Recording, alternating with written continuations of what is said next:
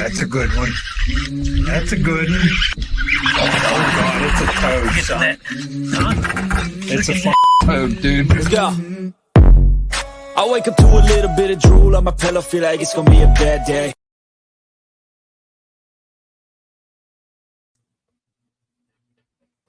What's going on? I gotta look at Trey. What's going on, One Cast fans? Welcome to Fishing Friday Live. Excited to be here. We got some guests in studio. They're sitting and listening. Friends of the show.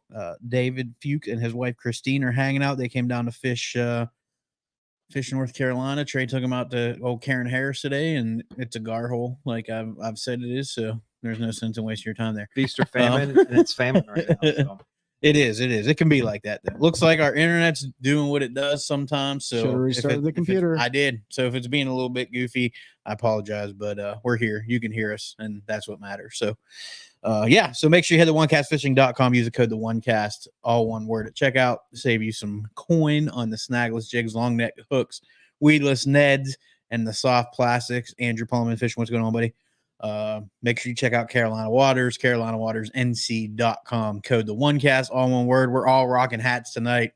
David's here. He's got a shirt on off camera. I know Christine has a hat. She's rocking the catch and look today, which is cool. What's going on, Tim? So yeah, carolinawatersnc.com, code TheOneCast, all one word. They got the new buffs on the website now. You can go grab you one of those. And Nick, Brad, if you guys are on, I'm leaking it. We got gloves coming, UPF gloves, so they should be here in a few weeks. So if you need gloves, hold off a little bit, save some money on them, get some really good looking gloves. They look good. Excited to get those because I go through about 52 pairs a year because I'm hard on equipment. Also, Hobie Eyewear, use the link in the description. I don't have it copied and pasted. What's going on, Nick? I don't have it copied and pasted to put in here, but if you go to our link tree, I can put our link tree in the comments. If you go in there, click on the Hobie link, it'll take you right there. You'll save 15% off an order. It takes those glasses down to about $82, something like that. And they're super high quality, good glasses. They float. I mean, we talked about them at length. I don't think I need to go into a bunch. Well, some did you just turn that air conditioning on? No, it turned on itself. If it's really bad, like if you can hear it super loud, let me know because the AC just kicked on here and we can kill it. So, what's up, Nick? What's going on, Nick? So, yeah, Hobie Hour, make sure you check them out. Look for some new, fresh content coming with that because we've been a little bit stagnant making videos with them. But looking forward to that. Thanks for processing my order as soon as I ordered it last night. That's for you, man. Yeah, no problem. Actually, I got your email too. But yeah, we always try to get everything out the next day. And if not, it's usually the day after. But you're here in North Carolina, so they'll be there probably Monday, if not tomorrow. And go ahead. Yeah. So speaking of North Carolina, if you guys are in the Sandhills region and you guys are looking for a piece of property, whether or not that's hardwoods or a development of some sort, you can hit our buddy Eric Schwind up. He is the Mossy Oak representative for the Sandhills region. You can shoot him a text or give him a call at 936-494-9686 or shoot him an email at ESCHWIND@mossyoakproperties.com. Eric's got what you're looking for, so shoot him a call, shoot him a text, or shoot him an email. Yeah. What's going on, man?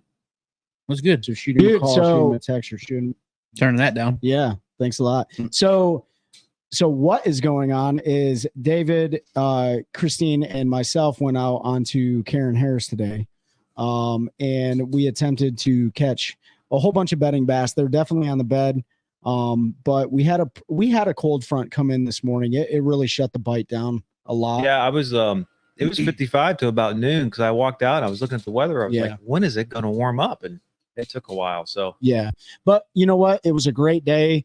David and Christine are over here to your guys' right, my left, and David got the opportunity to run that 250.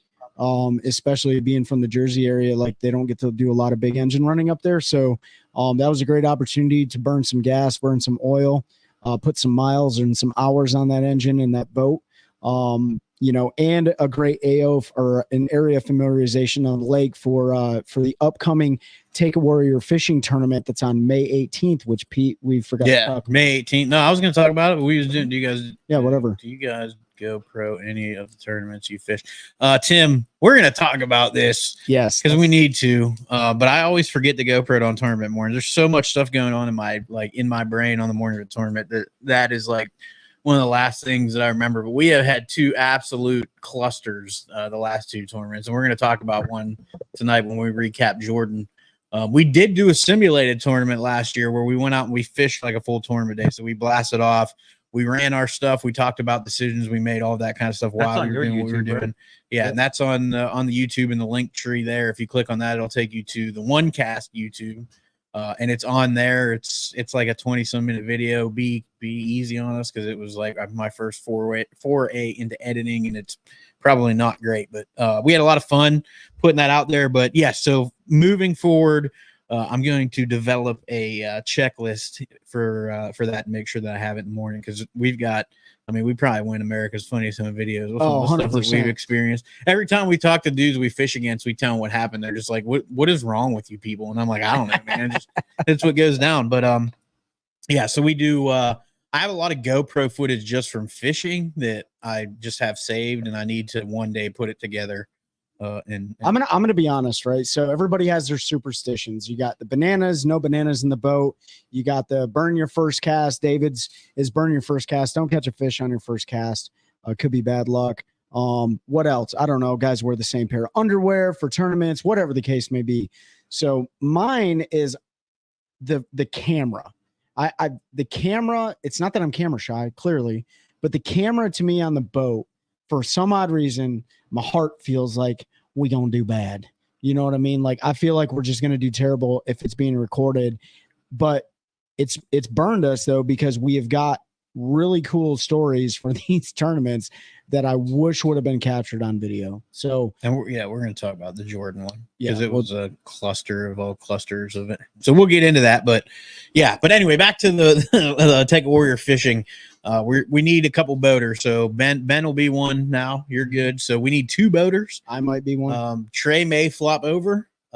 He was going to be a warrior, but he may move over to fill a boater spot because we need two. We had a couple back out that's left us a little short. So that's May 18th on Sharon Harris. Should be a ton of fun. It's going to be. It's not should. It's going to be a ton of fun whether we catch fish or not. We're going to have a blast. We're going to get vets out of the water. We're going to introduce vets and active duty. I'm sorry, it's not just for veterans.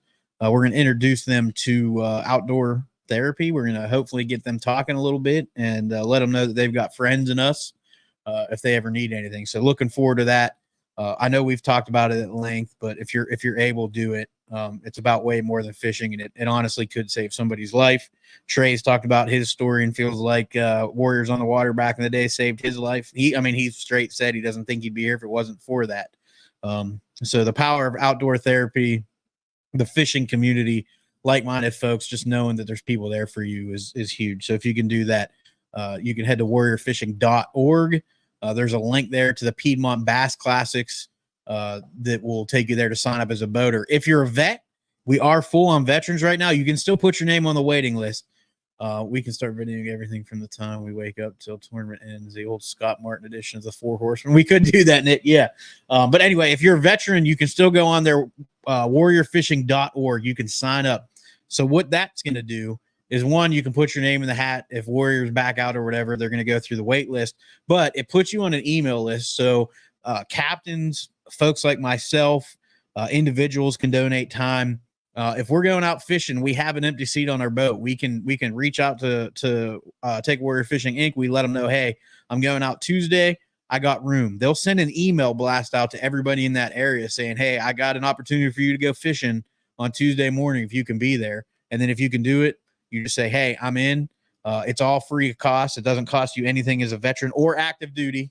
Some of the trips are for multiple people. So you might have a buddy that you serve with or served with. Some of them are individual trips.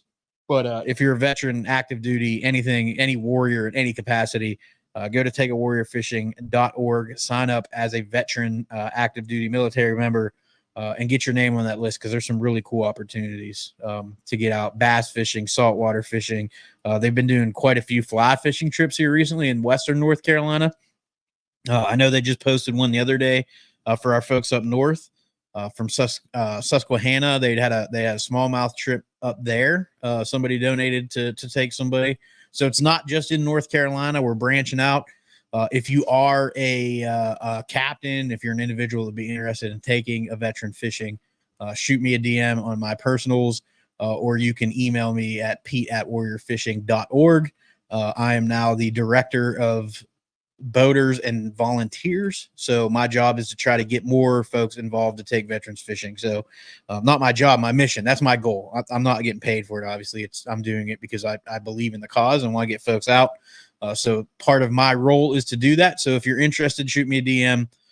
We'll get you set up to when you have time to take somebody out fishing. But just know that we all care sitting in this room. All of us in this community care. Appreciate everything you've done, are doing, will do, can do, and we want to see you here tomorrow. So if you're having a rough time, reach out. We've put our phone numbers out there. Mike Johns, we put his number out there, who runs FX3 Inc., who's solely focused essentially on crisis management. So if you're in that moment where you don't feel like you know anymore, he's a dude to call. And I know Mike will drive anywhere in the country at the drop of a hat to be there for you, whether he knows you or not. He's done it before. We've seen him do it. So just reach out. Lots of folks love you. Lots of folks care. We want to see you here. And that if you're not a veteran and you're struggling, still reach out. It doesn't matter if you were a vet or not.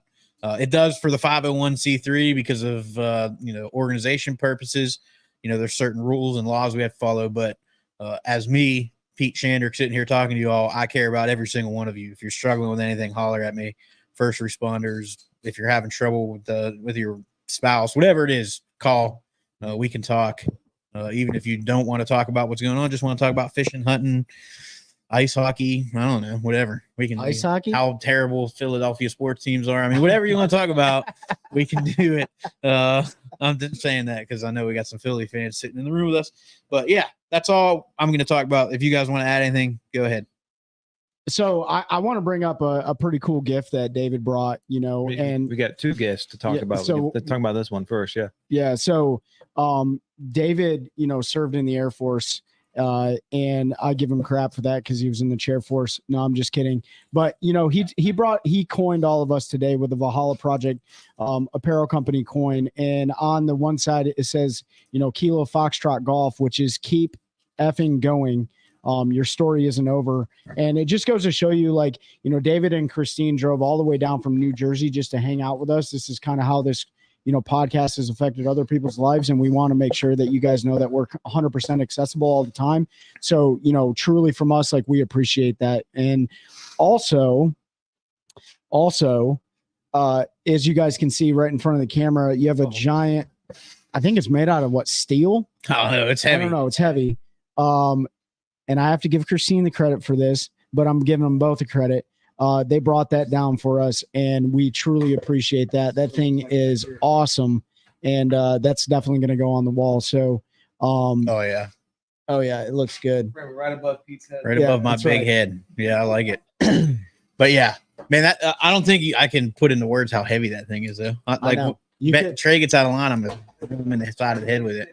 I feel like that's a little unfair, Pete. You know what I mean? Yeah. So it's bringing a knife to a gunfight type deal. Yeah. But anyways, so yeah, guys, we're here for you. We all care about you. We want to make sure that you're here tomorrow and a lot longer after that. So yeah. Right. Ben, anything you want to add? No, you guys got it all. Awesome. Yeah. Fishing. DM's open. Before we fish, giveaway is tonight, but we're not doing it till the end. So you're gonna have to wait and watch. And we'll go over the rules if you weren't here last month when we did it about how it's going to work. I'm going to throw another gift in. I don't know if I'm going to do it this week or not. Can't be too heavy. It's on officer lifted. Yeah, Mike Johnstone. We know what's up. Mike Johns is online, everybody. Mike Johns, we were just talking about FX3. Mike, if you want to throw your contact info up there in the chat, please do. Mike's another one, FX3 Inc. Like I said, he'll go anywhere he needs to help you through your through whatever you're going through. So make sure you look out to that. But tonight we got the hook, Lowrance hook fish finder. We've got a Carolina Waters prize pack, which I'll hook you up with Nick. They're going to do a gift card so you can get a shirt that'll actually fit and whatever hat you want, because it's never a good thing to just give a shirt away. I'm going to throw that up for everybody to see. It's never a good thing. That's FX3 Inc. That's our boy Mike Johns. Yeah, you don't want to send someone a you end up sending an extra large shirt and they're a small or a 3X, and then they have a shirt they can't fit and they got to try to exchange it. So they're going to do a gift card. We'll get you linked up with them. They'll do like a virtual deal. You can go and order what you want and get it shipped right to you. So you're not getting just getting some random stuff that I pick out, because everybody's got different tastes too. Sure. But I don't know if I'm going to do it. I'll decide before we do the giveaway, but I'm going to give away a day on the water with me. Like, we're just going to go fishing. If you're local, if you're not, and you want to come down and do it, that's great. But You traveling to Washington State? Someone from Washington State? no, I said on the water with me if you're local. We'll figure it out. But I want to get out with more folks that have supported us in one way or another. And we'll do that. And I'm going to make sure I take somebody too. So. Oh yeah, absolutely. And if you guys want to catch fish, like jump in the boat with me, you'll be just fine. Yeah, so. yeah, it'll be just great. Because David's looking like, yeah, I didn't catch anything but a 400-pound snapping turtle today. Yeah. Caught something. Somebody, right. if you go with Trey and I, one of the boats will catch fish. 100%. If it's a tournament, either he catches them or I catch them.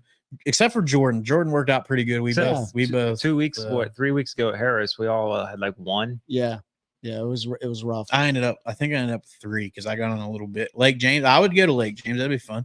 Oh, Are you out there now, Nick? Are you fishing the club tournament this weekend? That's probably where obviously we are. I'm not. Yeah. What was I saying? Anyways, you're gonna donate a day on the water. Day on with the me. water. Pete. We're past that with Pete and Trey. If you want to catch fish, hop in the boat with Trey and you'll catch all the fish. Yeah. if you're on Gaston for sure. Oh, Mike, I can't wait to drive down to Florida. But I'll be down there in July, Mike. Oh, really? oh, are you gonna go to ICAT? Yeah, I'm gonna go down. Yeah. Nice. Okay. So yeah, we're gonna do that. But yeah, Jordan was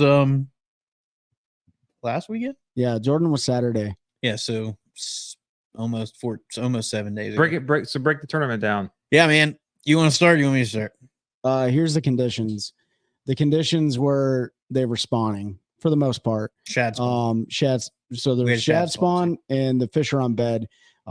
Pete, he got his new gig, so he wasn't able to get out there and do any sort of practice for the tournament. So I practiced out of my boat for a couple days, and then we took his boat during the tournament. We developed a plan.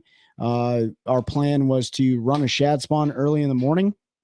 And then after we hopefully caught a limit out of the shad spawn, it was to go bed fish all day long. And I'm very happy that we stuck to that plan because as you could see, like in the morning time when we got on the shad spawn, it was on fire. Yeah, we got a limit. But that shad spawn was a little overwhelming. So if any of y'all ever fished a shad spawn, there's a shad spawn and then there's a shad spawn like I've never seen before. And then there's a shad spawn like nobody's ever seen before. And the shad spawn that was going on Jordan that day was where we were was so thick that they were laying eggs on Pete's boat. I'll post a picture on our socials. I've never seen anything like it. There were so many shad. I mean, we were in 15 foot of water thrown up on the bank. So if you don't know shad, when they spawn, typically they push right up on the bank, and it's usually rock, can be wood, a grass line. It's usually some sort of hard structure they like to spawn on because their eggs stick to it. They do their thing, they hatch, and then you got a bunch of shad fry. We were in 15 foot of water, and it was solid shad from us to the bank. So 30 feet, 30 yards, whatever you want to call it. I mean, you look down and it was shad. They were spawning all over my boat. It was half a football field wide, and the bass were just smashing on them. So they were pushing them. Did you pick any of those eggs up and rub it on your baits? And no, you didn't have to. You didn't have to. when you cast through, you just got enough. Yeah, you just got enough. So they were pushing them down a bank, maybe a quarter mile into a little cut, and then they would push them back down the bank into the cut. And they were just pushing them down. And the only place we could really get bit on is one particular little point. We followed them first thing in the morning the whole way and didn't get bit except for on one little point. So we finally stopped there. What's up, Frank? So Trey's playing. He's like, there's a good shad spawn. He caught some smaller fish the day before. We knew there were better fish there. Mm-hmm. So we rolled up to there. And honestly, when we saw it, I think we both were thinking it. We didn't say it out loud, but I was like, we're not going to get bit here. There's too many shad. But it worked out. We ended up with 5 out of that pretty quick. Not a big 5, like 12 pounds, which I know to a lot of people sounds big, but on Jordan, 12 pounds ain't it. But we had 5 and we knew we could go upgrade, or we thought we'd go upgrade bed fishing. And we had a giant in there. It looked like a dang great white. When you watch Shark Week and they're chasing the seals, Trey had one on a popar that was doing that behind it, and it missed it like 5 times, and it was every bit of 5. It was a good fish. And we ended up catching 2 that we kept all day in that. Yep. So that worked out. We had like a 4.5 and a 3, and then 3 rats that we had to get rid of. So we did that. Trey had some beds in a particular creek that's been fishing really well. I'm not going to say the name because I want to go in there tomorrow and I don't want to see any of you in there. I'm just kidding. We've talked about it before. It's a creek we've talked about before. So we ran in there in a spot where I know doesn't get a lot of pressure because it's an area that a lot of people bank fish. So guys don't take their boats in there. And I'll go in there and tell somebody bank fishing, hey, can I have 5 minutes? There's a fish here I want to try to catch. And usually they're pretty cool about it. So we rolled up in there and I had what I thought was about a, I don't know, 2.5 pound male on a bed. Yeah. And I pitched up in there and he nosed down on it. I was like, I can get this one to bite. Just give me a minute.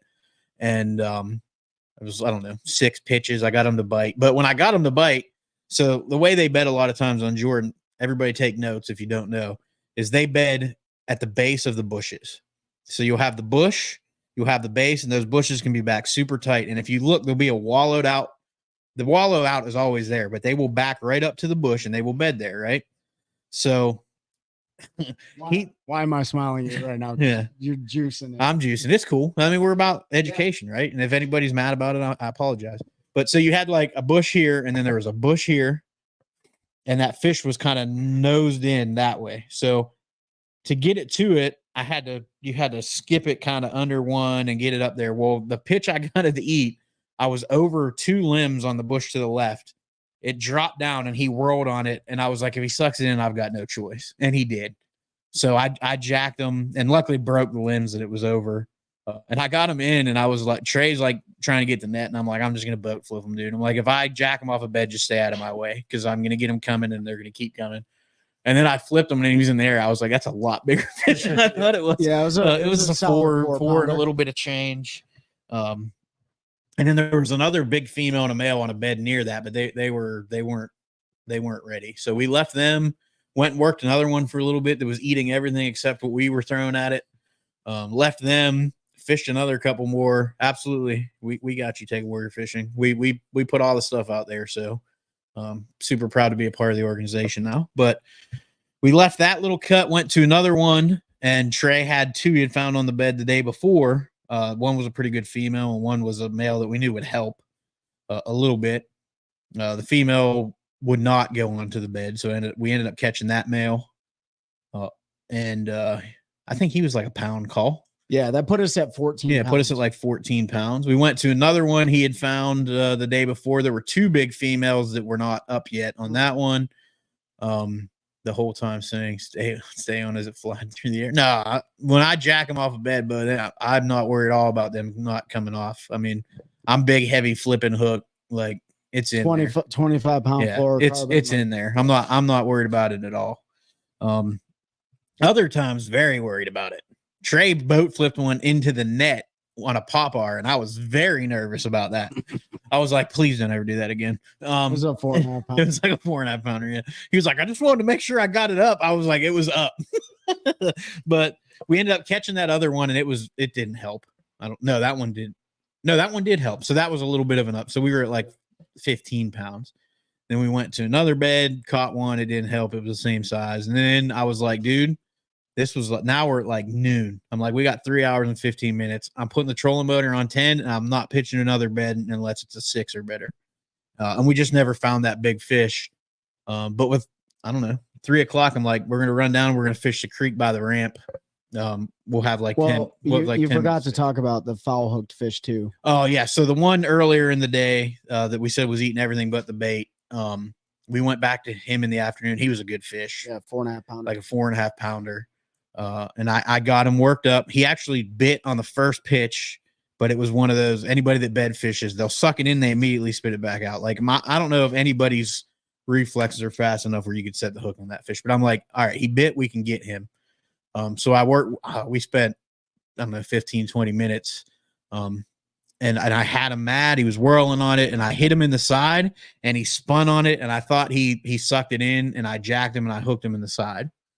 So got him in the boat, obviously unhooked him, threw him right back because you can't sight fish and foul hook a fish. That's against the rules. And it's also very Unethical. That's the word I was looking for. I was going to say something meaner. So that one hurt a little bit because that would have put us a lot better finish, but that's bed fishing. So we're going to run down and check another big female we had, see if she's calmed down.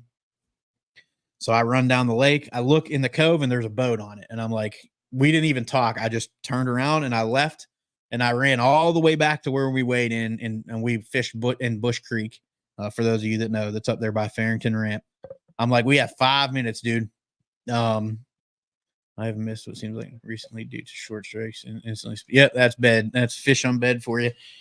So we ran into. We'll get to comments in a second. We ran into Bush Creek. Trey had gotten a bunch of bites on laydowns the day before. So one of my favorite baits this time of year to fish laydowns is a pink floating worm on a spinning rod. I fish it like a fluke. You throw it up there, twitch it a couple times, and kill it, and it's either going to get ate or not. So we pull up to the very first laydown, and I pitch it up there, and I pitch it. I twitch it twice. I'll do a video on how I rig it because I rig it a little bit different so it gets more action. It almost looks like a snake swimming in the water. Twitch it twice and kill it. And Trey goes, "Oh, it's about to happen." And right when he said that, there's a silver flash and my pink worm disappears. And it took me almost a second to react because I was like, did he just call that shot? And I set the hook. And when I did, it was a 315. I think that fish ended up being 314. I set the hook on it and it went over the top of a limb and then to the boat. So now I've got my line over the limb. Shout out to Gamma. Thank you for this one. Over the limb to the boat. It's between us, the limb, and it's jumping. And there's a pink worm hanging out of its mouth, and you can't get the net to it. So I'm like, this is bad. So I get in a position where I can fight the fish. Trey comes to the front to run the trolling motor, slams us into the tree on accident because we have the same trolling motor, but if you've ever been in the front of somebody else's boat and tried to run it, it's like you're in a foreign country. Like everybody seems to be so different. So yeah, you got so much weight up in front of we hit into the laydown. Now the fish wraps around the same limb like 3 times. And I'm like, we are effed. And I'm screaming. Trey's like, I'm trying. And we're both yelling at each other. It's a complete cluster. But I get the fish pinned to the limb. And he's like, is it still on? And I was like, there needs to, Trey, we're getting there. Trey's like, is it still on? And I'm like, the limb's still moving and I'm not. So it's got to still be on there.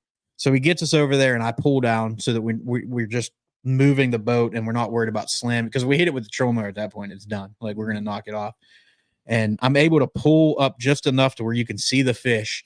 And Trey did just what Nick just said. Trey got on his belly up to about mid bicep in the water. And he waited and the fish presented itself and he went and he just squeezed it and he popped the hook off and got it in the boat. And that caught us almost 2 pounds and took us from what would have been about a 14th to 7th, moved us up 7 spots, huge points.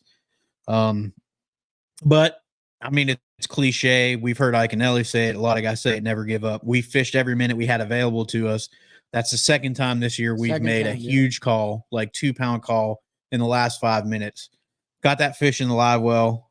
We hit one more lay down on the way out. I'm like, so the rules in our club in the Fishers and Men organization, you have to have your life jacket on and kill switch on before you can put it in gear. So I'm like, I'm going to roll up to this. I'm just going to disconnect the kill switch, Trey. I'm going to leave my life vest on. You leave yours on. When I get back in the seat, remind me to hook the kill switch up. So I disconnect kill switch. We kill the motor. It's out of gear. I run up there. We make like 4 casts lay down. Now we have like a minute, but you can see the launch. Jump back in. He's like, kill switch. I'm fumbling with it. I get it on. We run back and we end up making it and checking it on time. And you have to have your token on the board. Yeah. So they use tokens, which is they use a poker chip with a hole drilled in it and your number. So you have to get up there and you got to hang it on there. So we got up there, we got it in there, and then we weighed in, ended up 7th. It was a pretty good day. It could have been a little better, but it is what it is. We had a plan. We stuck to it. Nick said you are very consistent in these tournaments. Yeah, Nick, for me, consistency was the most important thing this year. I've been up and down the last few years tournament fishing. It's just been tough, and it's been good to be consistent, right up there, in the top top 10. So I want to talk about boat etiquette a little bit for a minute. If you have friends that are new to boat ownership, if you don't really know what you're doing, how do I say this without being a complete jerk? Don't learn how to launch your boat, and do not back your boat in the water and tie off on the ramp to set up your top for your kids. Bring your cooler down from the car. There was a pontoon boat with a family who I think were fairly new to boating, and it was frustrating because if any of you, no, it was an older boat, but I don't think they had a lot of experience. They tied off not at the back of the dock. If you tie off at the back of the dock, a boat can get around you and take out. They were literally at the front of the ramp, tied off.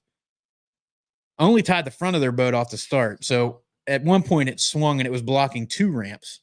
They had no idea what they were doing. They were literally going back and forth on the car, getting stuff. They were putting up their T-top thing, whatever it is on a pontoon boat, like taking their time screwing everything up. They hit the concrete ramp with the back of the truck. I didn't know that. So they hit the ramp. Yeah. They backed into the bollard. And for those of you that don't know, Farrington is the worst ramp 100%. On Jordan Lake. It is terrible. Worst. It's got 4 ramps, which seems nice, but the parking is terrible. Mm-hmm. There's no tight. There's no courtesy dock. You need to get in and out as quick as you can. There's really there's not a lot of places to pull up on the bank. So it took me almost 40 minutes to get the boat out of the water. Trey went up to get the truck. There was like 10 of us waiting, and there was a whole ramp, 2 for a period of time that couldn't be used. So if you're new to boating or you know somebody that is, take them out, help them, explain to them, especially on a Saturday, not to block ramps, because it was very frustrating. Luckily, it's a Christian organization we fish with. Everybody stayed pretty calm, even though we were mad. There might have been some under breath comments, but there are people out there that are not going to be nice. And you know, there's a lot of very ignorant people out there, and this was a foreign family. And that's when you start hearing about people saying things that shouldn't be said to folks like that. So just use some common sense. If you have friends that are new, talk to them about courtesy at the boat dock. And in the morning, shut your headlights off. That's all I got to say about that. Yeah. Oh yeah. Dude, I have to bring 2 more things out. So Nick, you guys crushed it. Yeah. Nick and Mike took second place. They won the last event. So you guys are also extremely consistent. So I don't want to hear it, Nick, but thank you. You guys absolutely crushed it. They had over 20 pounds. They whacked them. Nick, traditional Nick style, like whacking giants out of the back of Mikey's boat. Like, that's awesome. But let me tell you, I almost died, right? No, not at Gaston. We already talked about that, like me almost dying when Pete was catching fish number 5. But Pete's trolling motor handle broke. Oh, yeah, and twice. Pete, you know, he's a little bit bigger than 120 pounds soaking wet, and he was full steam ahead. When that thing broke the first time, yeah. The first time, I tried to block him with my back, and he's like, buddy, get out of the way. This train is rolling. Yeah. And luckily, and this is another like tip for people, like there are little tools that you should absolutely carry on your boat. A set of Allen keys is a very, very crucial set of tools to carry on your boat, especially if you have like G-force handles and stuff. So just letting you guys know, like I almost died, not once, but twice with Pete breaking his trolling motor. But you know what though? Like, and we talked about it. Like, dude, I was hurting the next day. Oh, I know. And you know what? David fell off his boat today. So that's another thing that happened. Be careful when you're out there. You know, we talk about safety and stuff all the time. You know, last week we had somebody pass away on Sharon Harris. They were running a boat at like 2:00 in the morning, and they unfortunately hit one of the concrete pillars and threw both of the guys out of the boat. And one unfortunately didn't make it. You know, like, the lakes don't discriminate. Like, they're going to eat you up. So take every precaution you absolutely can. Follow the etiquette. Hey, listen, we always offer ourselves up to call. You can call us and ask us anything you want. Like, I'll come to the ramp. I'll come to the ramp and help you out 100%, because there's nothing worse than everyone else's eyeballs on you, and they're like mad and frustrated. I get that way too. So I'm guilty of it. But you know what? If you're that person that's getting pissed off at the ramp, like, lend a helping hand too. Yeah. Right? I try, you know, I used to get super frustrated, like Trey's saying. I try to remember that we need to just be happy that folks are out there enjoying their resources, enjoying the resource, and spending time with their family, and they're not sitting at home on their phones or in front of a video game or doing whatever, drinking, smoking crack, whatever it is that they could be doing.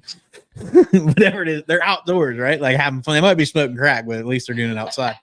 I'm kidding. We're a little bit lax on Fridays. And even sometimes when you're experienced, yeah, it happens. When I got my new truck, because it's so much longer wheelbase, like I was trying to back in the driveway and stuff, and it took me a few times to learn the new truck, and also I'm glad I wasn't at the ramp when I was trying to figure all that, because I was cutting it too sharp or not sharp enough, and so it's like Trey said, just don't get so angry at those people. We've all, and we have experience. We've all done it. If you're into fishing, you can't afford crack. That's true. Yeah, that's true. You got too many soft plastics and stuff. I've backed them in. I've backed strangers in at the ramp as well, Nick. My wife has, because she's very, very confident backing trailer, and she always backs me in launching and taking out. If anyone's near Chickamauga wants to hang out with Mike Johns, he's there for the next week or so for the Toyota. Go drink a water with him. Well, I'll tell you this, like Mike's got 10 more hours to break in, and congratulations, Mike, on that new 4-stroke you just got put on. Mike, you just put your business out there, bro. Yeah, you would better never, never. I'm putting it out there. Not let him hear his buddy don't watch our show, so I'm texting him. But don't watch it. Good. Congratulations on that. Mike's got 10 more hours, so somebody jump in the boat and ride along with Mike. You might learn something. Yeah, and if you need a 252 stroke, he can tell you where there's one for sale for a pretty good deal. So the last one made, right? Yeah, the last two-stroke ever off of the line at Mercury. So kind of a cool story there. Frank, how was Pickwick and Wilson, man? Let us know in the comments. Yeah, Pickwick's a lake I want to go to someday, maybe. I really want to go fish Chick. Like Chick, Gunnersville, I want to all those. Yeah, absolutely. Pickwick just seems like a Karen. Like it's either really good or it's not. So yeah. Especially in July. Yeah. So next year I am, and you two, Trey, I'm sure will join me because he's going to be on terminal leave, and anybody can come that wants. I'm taking an entire week in February, and I'm going to Florida for a week. Oh, really? Yeah. Oh, you're doing what I did like 3 years ago. Yeah, I'm gonna go down there. The only difference is I'm not gonna blow my motor when I'm in Florida. You can't say that. Yeah, you don't know about that, dude. You just jinxed yourself. I was an hour and a half from launch too. I mean, y'all knock on wood. Yeah. Which it might. So where are you going to go? I don't know yet. I'm gonna figure it out. Okeechobee, St. John's, Kissimmee. I don't know yet. All right. I just decided last night. So. Okay. So Harris Chain, probably Harris Chain. Maybe I don't know. Harris Chain's fishing tough, man. I don't know. It just depends. Who won on the Harris Chain the last tournament? Corey Johnson, right? No, that was St. John's. St. John's. Oh, who did win Harris? We talked about it. Oh, it was rookie Robert G. Yeah, Robert G. Or Garrett. John Garrett. Yeah. Gosh. G. Yeah, my bad. Apopka, maybe. Yeah, I don't know. Well, that's on the Harris Chain, and if the Harris Chain gets too crowded, you can just, and you're right there in Leesville, you go over to Yale Lake, and it's no longer connected, and it's kind of, when I was there, it always had hydrilla from the bottom 20-foot tall. It was crystal clear. The nice thing there is there's water everywhere, right? So yeah. I can say I'm going to fish the Harris. I'll say this, like if you're looking for a change of scenery, and David and his wife came down, like it's a change of scenery from Jersey to North Carolina. A lot of our lakes around here look the same to me, right? Minus like Lake James or something like that. If you are in the market to just get away from your home state, if you don't live in Florida, Florida is such a phenomenal place just to go. Yeah. Right. Because you're around alligators and all sorts of different wildlife. I mean, there's tons of different types of vegetation there. You got canals to go through, locks to go through, manatee zones to go through. Like, I mean, the world is your oyster down there. And if you want to catch a little gator, throw a popping frog, you'll catch one of those too. But I highly encourage everybody to go down to Florida and just run it for a couple days, because it's so it's a whole different world. And you should go down to Okeechobee, because that's even different than the Harris Chain or Kissimmee. That's a whole different. It's fun though. Yeah, I haven't been down there, but I don't know where I'm gonna go. I'll go somewhere. Maybe I'll go to Okeechobee for a couple of days, and then you head back north. Head back north and hit up headwaters on the way back. And let us know in the comments where's your next destination. Yeah, where you? We want to know. We want to know where everybody's gonna be. I want to know. Sorry, I'm gonna go sore mouth all your fish. No, I'm just kidding. Yeah. But I mean, the reason I say you got to stay for an extended period of time in Florida is because they're Florida bass. right? You could go down there and spend 2 days, and we dealt with it. Except all the today. traffic in Florida. That's right. Oh yeah. Or you could go to the Miami boat ramp and just watch the menagerie that's going on there. You know what I mean? That's Or sit at the inlet there and watch everyone try to get out. Especially that time of year, it can be hit or miss. But Yeah, So you got- but it can be really, really good too. Antonio says, I fish Texas. Where are you at? Where do you want to fish, or where do you fish in Texas? Mike Johns talked about Orange Lake in Orlando. Isn't that in Walt Disney World? No, I'm just kidding. Orange is an absolute hammer fest with like big glide baits, big swim in. baits over the top of the hydrilla, stuff like that. What Frank say? I used to fish Florida some years ago, fish the lakes around Claremont. I don't know that area, Frank.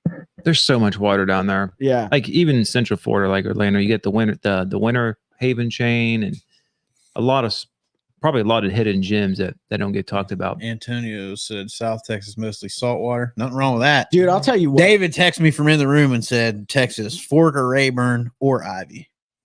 I mean, How about all three? yeah, all three. I think a lot Fork of is driving. definitely on my list. Yeah, for Ivy sure. Ivy's a very specialized lake to catch those big fish. You got to be pretty good with your forward facing and understand like where those big fish set up deep. Those guys aren't bed fishing those big giants they catch down there. So for me, that's not my thing.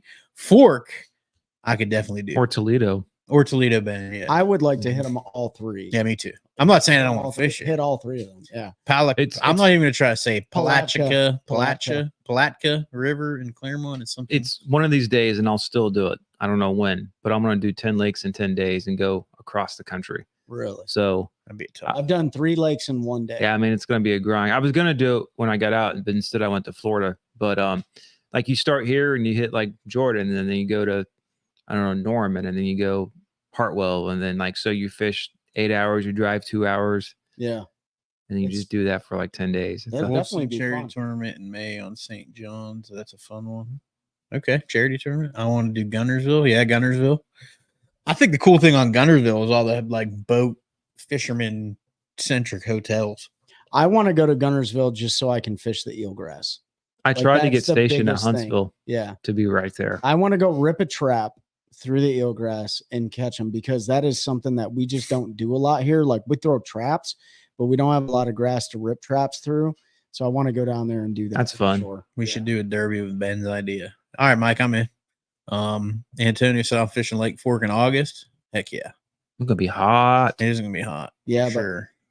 I mean, deep cranking those big fish down in Fork, man, like that's a good time. Like I want to go there and throw a big spook around. Just Fork, yeah. Yes, just throw a spook around the standing timber, the shorelines, all that stuff. Like those fish just. I'm gonna throw a spook in the morning. Yeah, there's something different about them. So I'm gonna get them to eat it. I'm excited. They're nothing better than I mean, I love all topwater bites, but spooks and pop bars Big like, it's just a walking. different kind Yeah. of bite. it's a different kind. Especially a big walking bait. Big Sure. walking bait, because you can bomb that thing so far and cover so much water, and Yep. it's fun. Frogs, man. Frogs are. I mean, I It's can't tough to get beat a over- frog. You Yeah, gotta throw a vixen. Yeah. I got a whole box full of vixens. If you don't have them, you got to find them. Yeah, luckily, I mean the new ones aren't as good as the originals as everything, but they're still really Well, good. the old ones were going. They're like $130 if you on eBay. But the Well, they new used to ones be. are still really good. They're like $22 a piece though. buzz baits. Buzz bait, yeah. I mean, Everybody, you know what, Mike?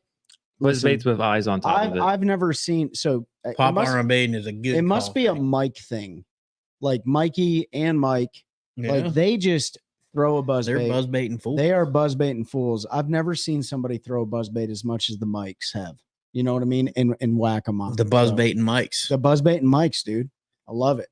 Yeah, I'm not gonna throw one tomorrow. Man, it's been weird. Like Jordan usually pretty good buzz bite pre-spawn and in the spawn, and they just have not been eating it. So No. I don't even have it on the deck for tomorrow. I don't even have one tied on. I have one tied on, It's probably a crime, isn't it, Mike, that I don't have a buzz bait tied but on? it's been I think our weather's been part of why the fishing's been a little weird here. Spawn, pre-spawn. We have fish in all four. Once water hits 54, Mike's Yeah, we know. He we laid know. waste on Gaston He with it. caught like a 6-pounder on Gaston with it. Dang, it was like 55-degree water. I don't remember what I was saying, but yeah. Oh, I think this weather is because we have fish in every phase right now. We still have some Yep. pre-spawners, we have post-spawners, we have fish on the bed. but it's like every 2 weeks we get a dang cold front. Things are like a little late this year. Like it's slow to progress. It seems like, yeah. I mean, it's almost May. You know what's weird when your lake that you live on that's relatively clear and you're just not jacking them like you used to. Yeah, it is weird because you're not seeing them on the beds, and I don't know if they're spawning out a little bit deeper because they killed all that shoreline grass and they're spawning on top of the deeper weeds. But I think it would be too.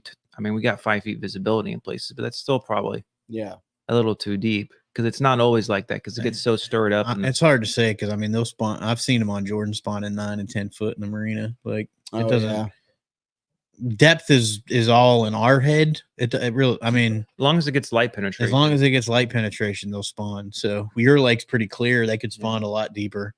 That's the only thing I can figure because it's not like I mean, there were some fry yesterday, so like fish have spawned, but they weren't really fry garters all over the place and stuff. So I jacked a couple. Pure anarchy not to have a buzzbait on. I know, Mike. Aliconsa, I've been stuck trying to figure out how to catch fish on Harris. Are you talking about Sharon Harris or the Harris chain? I have to adjust from fishing Pickwick River type fishing back to lake fishing. Yeah, fishing current's definitely its own thing. Yeah, it's something that is something I want to do because we don't have a lot of current driven like TVA systems and stuff. Yeah, we don't have that stuff. Throw a chatterbait. Yeah, you can always throw a chatterbait. Sharon Harris, just throw a wacky rig and fish it really slow. Yeah, literally. Honestly, I'm not being a smart. Like throw it, put your hand in your pocket, eat a sandwich.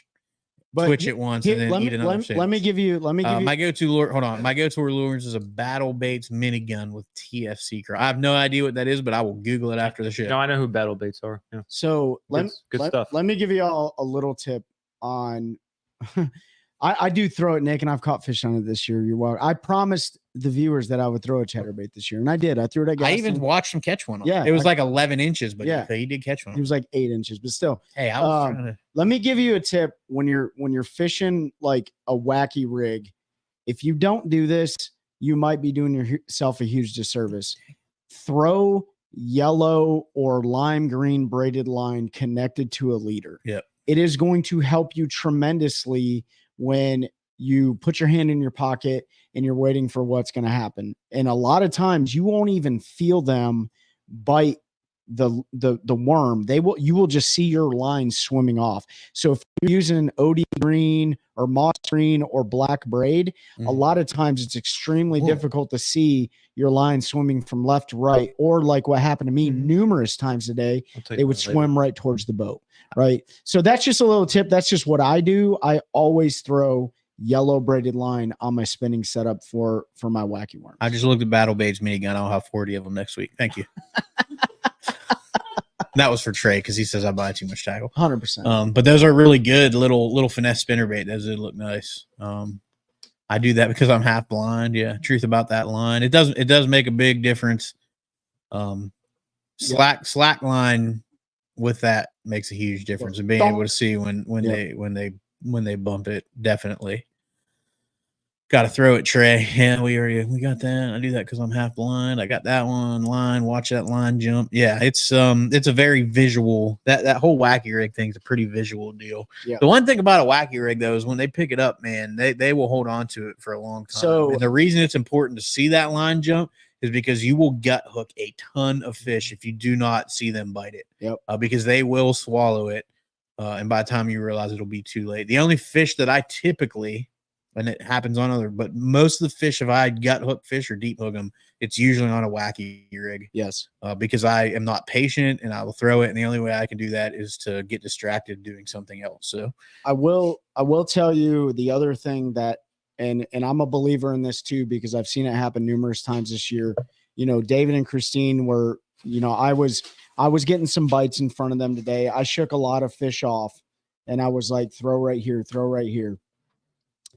I lathered my wacky worm up, went behind David and Christine with bait fuel on my wacky worm, and I threw it right in there, and I was able to get one, and it just held on to it the whole time.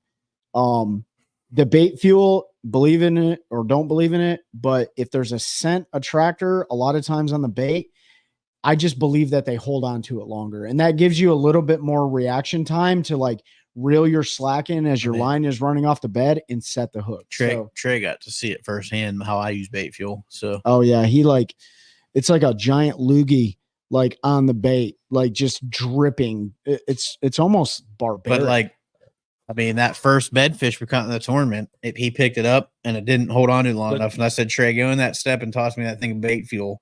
Squirted it on there, and the next flip he picked it up and held on to it long enough for me to set the hook. It worked for me this year too, because there was one on a bed that I was having trouble getting, and I had a hollow body to crawl on, so the Blackhawk, and I filled that hollow body full of bait fuel, and then right away you picked it up. Yep. What's your thoughts on a Berkeley Chopo? It's a really, really good, whatever you want to call that class of baits.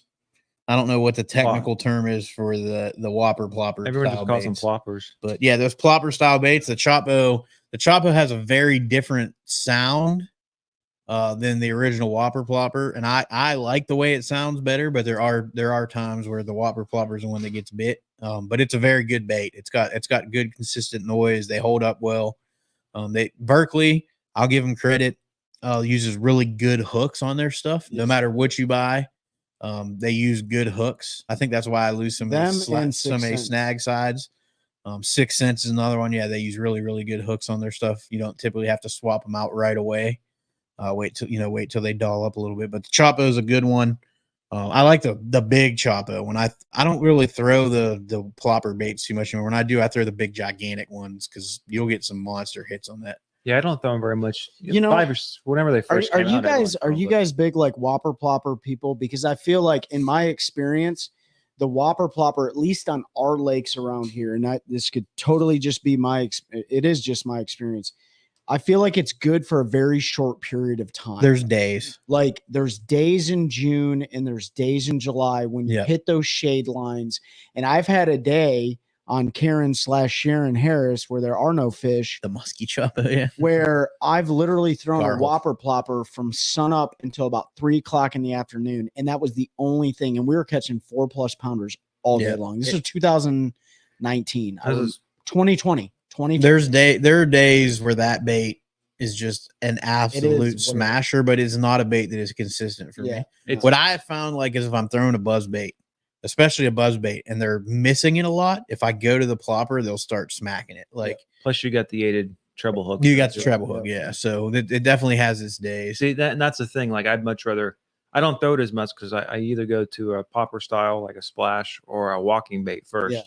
And if that's not working, I still think. And this is why, folks, this is why we have so many rods in the boat and our wives get so mad at us. But at the end of the day, like every single time a fish reacts to a bait, it's telling you a story, right? So if they're short striking a buzz bait, well, then you might switch over to whopper plopper or Chopo because you're gonna have those troubles. Yeah. Well, if they're just swiping at that, then you may drop down to like a pop R. Where you can keep it in the strike zone for an extended period of time. And when you're in a day and you have 20 bass swipe at your popper 20 times and take it into the water and you still don't catch them, I don't know what to do. Then you might go to a jerk bait, right? If there's a little chop on the water, and then if not, then you're throwing something that's maybe can't do that in the bushes. Dynamite. Yeah. Dynamite. I have never had a day like that before. That was crazy. I mean, the fall time. Dynamite. I remember when you had them grabbing the pop bar and you didn't get hooks in them. Antonio, you should definitely go down to Miami. Who is it? Hood Fishing. Yeah, if you don't follow him on Instagram, like he is consistently whacking the consistently whacking Switch your hooks out or quit fishing, man. No, there was high quality top waters and then cheap top waters. Like it didn't matter what it was. Yeah. Didn't matter if it was a mega bass. I've seen it happen before too, where they're just like not committed. I've never had him grab a popper and not get a hook in him. I mean, I was still on the during a shad splash. Not grab. I've had him miss it, but not take it under the water. And took it under the water. Like I had him take like a KVD splash or the Strike King, a Rico, and then the mega bass walking baits. That's when you put a little stinger hook off the back. Like 3 inches down with it under the water. Yeah, but if you put a treble hook like 3 inches off the back on a piece of 65-pound braid, they were like 2 pound, 3 pound. Really? They weren't giants, but like it happened. That's crazy. 5 or 6 times. I'm just gonna eat the top, not the bottom. I don't even know how that's possible. I don't I know. mean, dude, I should have kept. stranger things have happened. I should have kept the GoPro footage and all, but Well, it's like when there they was train some wreck a bad crankbait words. and somehow. I mean, I've had them hit a crankbait, not slacking it, not get a hook in them somehow. Like Yeah. how do you not a It's like they crankbait? do it Do with they their knock mouth slack closed. in it? Yeah. It's one of those things. If it happens once, okay. I That's only all throw the feathers time. on my rear hooks on Popeyes. Mike. Yeah, I like a feather. Yep. 100%. Actually, in fact, Mike, before that tournament on Jordan, I replaced all my back hooks on the 6 different pop R's that I took. They were on all the same Pete's Boat. color, by the way. No, they weren't. They were No, I'm bone, just kidding. white, chrome, sexy shad. I didn't take a translucent one with me. A black pop R is really good on an overcast day. Stop. We're all about education and information. Yeah, it is. That is a Right. good one. Quit I mean, throwing I keep Pop-Rs. mine No, simple. Mike. They get Mike makes fun of me for throwing pop R's, but he's Do you the throw same- the actual? But you know what, Mike? I've never seen anyone break off a buzz bait on a fish. Okay, and you did that in Florida, so you're welcome.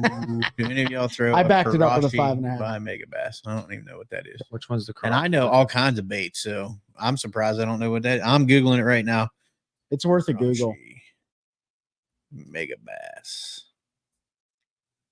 No, is that a walking bait?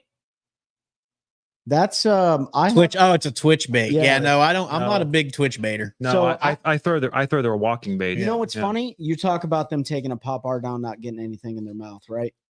The twitch baits. So Sixth Sense has some twitch baits that Mhm. I have. I can't catch a fish on those. I don't know what it is. I will throw it in the middle of the school. Can't catch bass. I'll put a pop R on. Boom. Keep catching them. Keep catching them. Put that twitch bait out there, and I'm like, I don't know if it's the rod, the line, the action, the hooks. I could not tell you. I've never caught one. The only thing I've caught on twitch bait is white perch. I don't know what it is. You know what to So, say? It's the Indian, not the arrow. So yeah. it's got to be your fault. Yeah. You know what? Meet me out back at the 2-quart canteen. Okay. Little water wall count. Hey, I got something for you in that 99.6 you got out of on your test too. So Oh, that was in the class. well, So, yeah, you're 99 welcome. unacceptable. So But yeah, no, I have not thrown. I've just never gotten into the twitch baits. Yeah, it's something Um, else. And I know they work. that's like I mean, spy baits. I'll throw one I've tomorrow. I'll never throw had a lot of twitch luck on spy baits. we don't really have the. but we don't have the water. I've only for spy thrown it baits. down in Florida. So You want super clear, like you can see for a mile It'd be good on water Norman, I with a bet. spy bait. on where? Be good on To be good on Norman, it's James. James. James Yeah. smallmouth love a spy Up bait. in Jersey, if that you guys got clear water up in Jersey, right? No, Yeah. you just got mud puddles. Yeah, Oh, we're not taking spy bait there then. no. David said he said, I would love to invite you guys up to Jersey, but like, I don't think you'd want to come fish it. And I'm like, if there's water, we'll fish it. It Yeah, doesn't I matter. ain't It does not matter. There's no shame in the game. If it's 4 I mean- feet, he said the deepest water is like 4 feet. And I'm like, perfect, dude. Like, let's I'm get in after heaven. this. I don't even need forward It's facing. an 1/8 ounce weight. You know what I mean? Like, Dude, I good. caught He one- said, "Leave my spy baits alone. They don't work on Norman or Mountain." I caught a 1 in 3 foot of water on forward facing. What do y'all think about The other day? the Johnson? Corey Johnson finally winning a blue Johnston. trophy by Johnston. That's Yeah. awesome. Finally winning a blue trophy. Whatever. I think Corey, if you haven't listened to our episode where he was on, great dude. I think it was awesome. yeah. He second largest margin of victory ever in BASS history. He didn't even have to fish the final day and still would have won. And he's a good dude, good Canadian. Well, I can't say good American. He's not American. Yeah, so that's and he's a good Canadian now- citizen. now his brother can't Loves talk his smack all the country. time. Now his brother can't talk smack all the time. Let me- Third Canadian in history to win a blue Yeah. trophy. Yeah, and I'll tell you, if there was one person I would not want to get in a fist fight with on It's the Corey Outours, Johnson. Is Corey Johnson. He would 100%. absolutely. Like he could drink you under the table. B, he would whoop your butt. The dude's been banned from multiple like ball hockey leagues. No, the same league. Oh, the same. He's league. got 2 lifetime bans Twice, from yeah. the same league. Yeah, yeah. But he's an absolute. Let me ask you. Oh, I'm not even over under. Sunday night in that house, Corey Johnson, Chris Johnson, Lee Livesey. How many cases of Busch Light do you think they put away that night? 7. 7? Ben, 7. I'm gonna say solid 7. I'm gonna text Corey and ask him. Is He'll it tell. just them 3? No, they've got other people. Well, they to stay got with Caleb them. Summerall. Caleb they got Summerall's Matt with Robertson, them. Matt Robertson. Do all their editors go with them too? Logan Latusa. All their editor, Logan Latuso, who will be on an episode coming up soon. Looking forward to that. Logan's a great guy. So There's more than 7, probably like 10 or 12. I don't know. Lee gets them for free 99. So He probably has 2. By I'm himself. saying David's saying 10. 10. I'm saying 12. Yeah. 24 pack Makes or me 12 wanna- pack case. Probably Those are- 20. No, they're dirty 30s, I think. Oh, are they? I think he's rolling dirty 30s. I'm gonna get a Busch Light right now. I'll drink one. I could probably drink beer. But yeah, I mean, that was awesome, Nick. That the first largest victory margin was Timmy Horton when he went back to the dock and ordered a pizza and had it delivered to the dock and ate pizza and took a nap on his boat because he had it wrapped up by such a large That is margin. something That'll never be. I've always dreamed about doing so well in a tournament and just knowing I can go back and just. So we had a take guy. We had a guy in our club on gas that thought he had it wrapped up because he had like 14 and a half pounds, and he went back and ate lunch and took a nap, and he didn't even place. That was when I was like, I'm gonna need to, like, if I had a 42-pound bag on Jordan, I still wouldn't do it because I'd be like, if I caught 42 pounds, somebody's got 50. So that's what I feel. The tournament where I had my biggest one, the most weight in a tournament, and I had to fish all day, most of the day for it. But like, I'm like, if the bite's this good, like it's gonna be tough. Yeah. And I just got lucky. So yeah, I think in a multi-day tournament you could do that. Like if you go into day 4 of a 4-day tournament and you have like a 22-pound lead, you probably have that wrapped up. Unless you're in like Florida or Texas, you know. Even then, if you look at the weights at the that's elites, true. like for that event, you got to look at the event as a whole. In Florida, somebody banged a 30-pound bag on day 3. Yeah, they did. Yeah. Like at St. John's, like Yeah. it came out of nowhere. Yeah, and that's the thing. Like I don't know if I could ever do that. I don't know if I could just go eat lunch. Frank said that's me on Tiger Town. If I've got 18, someone's got 20 plus. Yeah, I hear you, man. Frank, you are a true warrior for putting your boat in Tuckertown Reservoir. I'll never do it. I put my boat in there once, and it was the last time. Is Tiger Town bad? Tuckertown has the stumps as wide as this garage. Oh, so it's like the round. It's not grass. I ran across the stump field because it's not marked. Lake. Yeah. The snot grass is, but you know what? They live in there. Like there are good bags of fish. But one of my old club members, he got so much of that snot grass. What do you call it, David? Black Death. I like it. Black Death. I call it witch's hair. Got so much witch's hair caught in his intake that it blew his engine. The first time I ever snagged some of that, because I never saw it in Pennsylvania, but I mostly river fished and fished Erie. The first time I caught it down here, I thought I had found a dead body in Jordan Lake. Did you? Like legitimately, I was like, "Oh my god, there's a body on that stump." I'm glad. And then I went to another stump and I caught more, and I was like, There's "Okay, this isn't a body." I'm glad it's out of Harris. Yeah, Tornado Alley used to have it all. Oh yeah, but you know what? Go back and listen to our episode with Seth Micah. that was not a grass. Because it's not a grass. It's what was it again? It's a bacteria. Bacteria, that's right? So go back a few episodes ago on Spotify, Apple Podcasts, YouTube, whatever the case may be, and check out that episode because Seth absolutely informs us a lot about different aquatic vegetation, parasites, bacteria, things like that. And he tells you exactly how to remove that stuff. We're at an hour, so get your questions in. Get your folks. We are questions in. preparing to do this giveaway. If you're on and you are not entered, I'm sorry. We have 4 more months? 3 more months after this. You can still get it on those. You only have to enter once. It'll carry over. Go to any of our medias where we have our podcast up. Leave a review, screenshot, send it to me. To the socials, either personal or the page, we'll get you added to the list. You want to put that show up there? We got a hook reveal. I think it's a 7, maybe a 9. I don't know. 7. 7, yeah. Hook reveal 7. What's going on, Rodney? We got this hook reveal 7. We'll get shipped out to you. Just put it in the middle of the table. Yeah, you didn't bring my leggings, Nick. That was your fault. So, that hook reveal 7 we're gonna give away, and a Carolina Waters prize pack, which we will get you hooked up with Nick Kincaid. That's some good value in this giveaway here. Yeah, this is another good one. They're all good giveaways. We've got a lot of really cool stuff. He did wear leggings. I saw it. Yeah, see, I did. We've got purple. Man, Purple. you guys are tough. I forgot about that. I thought when the trolling motor boat, like Barney was running full speed at me. Dude, like, let me tell you, when my light, the first time it broke, my life flashed before my eyes because I literally I went got you, boo. from the front of the boat and I landed on the battery compartment. And Trey, as I was falling, I saw Trey go to put himself between me. And just like he said, I said, move because this trains are rolling and there ain't no stopping it. And I landed back on the battery deck and I got up and he was like, sit down, I'll fix it. And I was mad. So I fixed the trolling motor. And then it was like 8 minutes later, I go to pick it up and it breaks and I just fell straight back. And I was like, and I just sat there and he didn't even say anything because he knew. Glad you didn't land on any rods. Dude. 100%. 100%. Yeah. And he's over the battery compartment. His opens this way towards the engine. And so he's over there with the Allen key and he's got that little piece that goes inside the handle. I'm like, don't drop that. And the thing goes,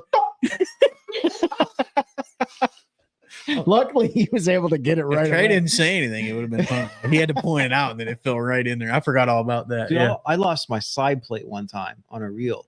Because the BB ones, you have to pop them open to adjust the centrifugal brakes. Dude, they ain't lying. And I popped it open, and I guess for whatever reason. So Mike Johns' Ranger, there are things that have been lost forever in his hull. I think it's his power pole, like neck thing.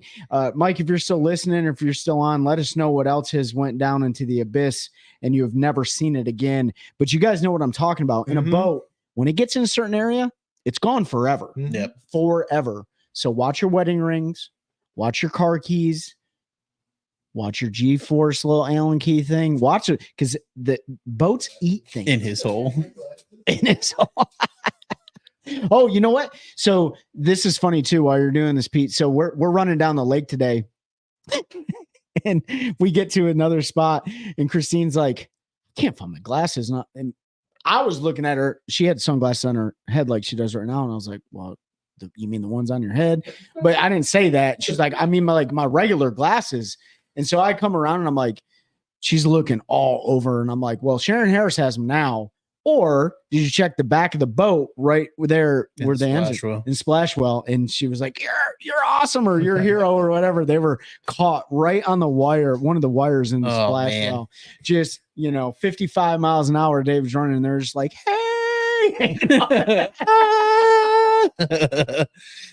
So yeah, I put the link tree back in the chats again. If you go to that, you can go to any of the audio platforms, leave a review. Send us a screenshot. If you leave 1 star, please tell us why, or else I'm going to go crazy and find you. No, I'm just kidding. I won't do that. But please tell us what we are or aren't doing. Be honest. It doesn't need to be a 5-star review. You can also subscribe to either One Cast Fishing's YouTube channel or the One Cast YouTube channel and screenshot that and send it to us to get you in there. All right. And we are going to do the giveaway. So let's do it. Here's how it's going to go. I'm going to pull this wheel up, and there's a bunch of names on it. You all get to see it. I'm going to share it. Let me make sure I have everything hidden. You doing a practice run this time? Yeah. So here's what we're going to do. I'm going to spin it 3 times. The first 2, if your name comes up, you did not win. This is just for sake of you can see that it's random. Because I've seen giveaways where 1 spin, somebody wins, and everybody's like, "Oh, it was you picked that person to win." It's not rigged. It's not rigged. I'm going to do 2 spins, which are throwaway spins. The third spin is our winner. Last month we gave away a cash-in chatterbait rod and some snagless bladed jigs. I was trying not to say snagless chatterbaits to get you in trouble. Snagless bladed jigs. I didn't say it. Yeah, so he got that. Randy Walker and has left how great that rod is. Really enjoyed it. So make sure you check our friends at Cash Out if you're looking. So that's how it's going to go. I'm going to share the screen. 2 spins. Third spin is our winner. Let me see if I can remember how to share this. Share screen. Share screen. Oh, I can just share that. Nice. So I'm going to share it now. There it is. Hopefully everybody can see it. So spin number 1 is, I'm going to let it catch up on me. Yeah, you're good. I got it. The stream. All right, there it is. So hopefully everybody can see it good. Spin number 1's a throwaway.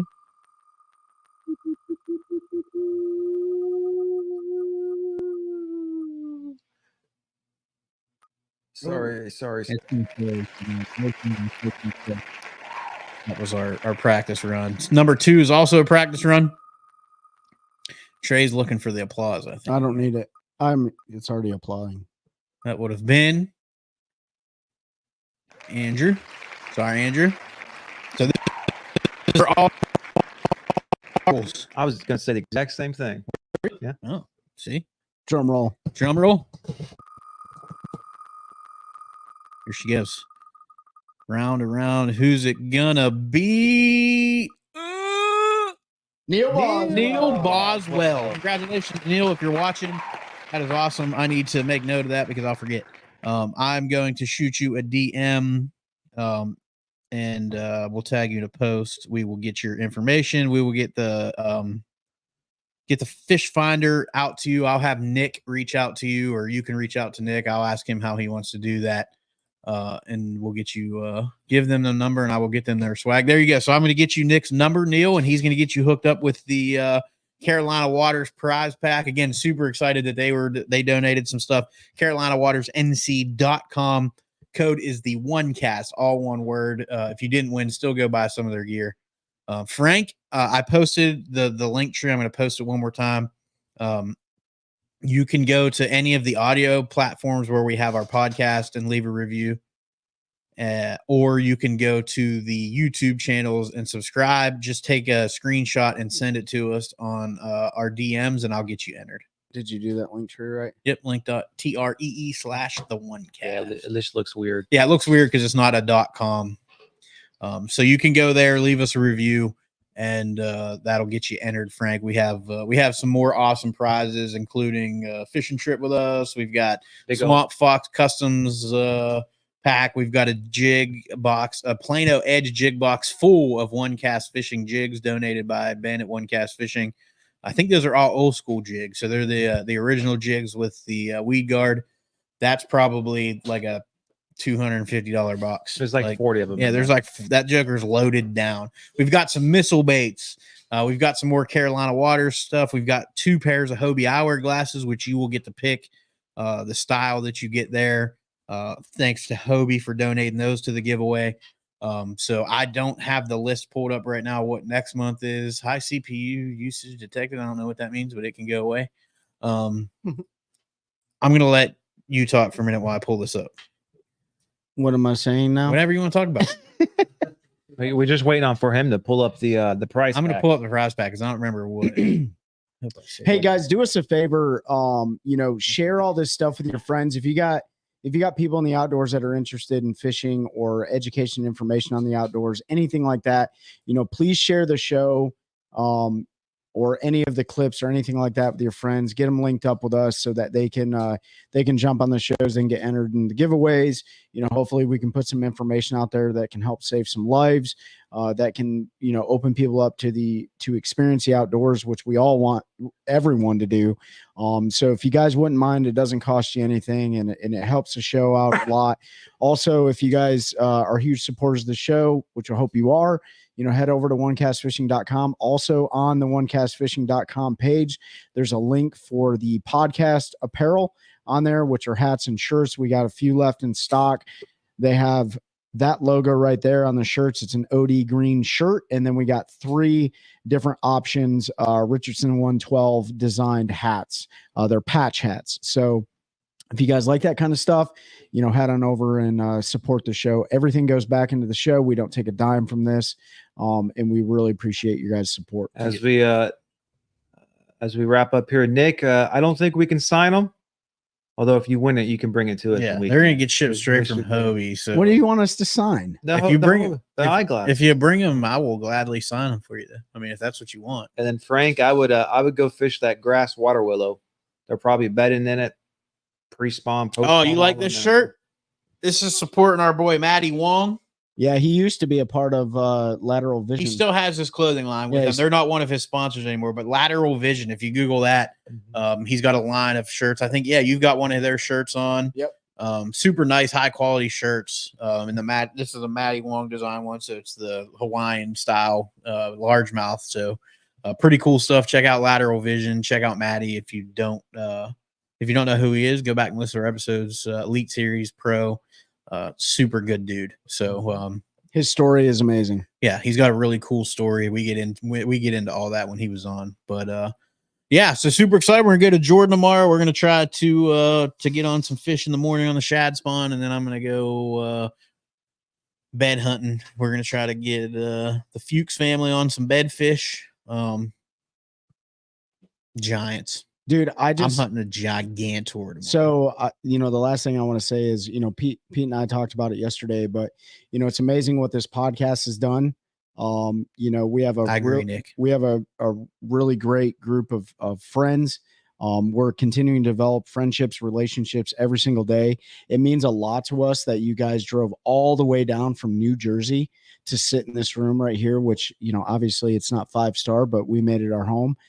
So we really appreciate that. Anytime anybody wants to go fishing or just come hang out, let us know. We're here to, build that culture of anglers all the time. So, it just means a lot to us, man. Like, genuinely from the bottom of our hearts, like, appreciate you guys coming down.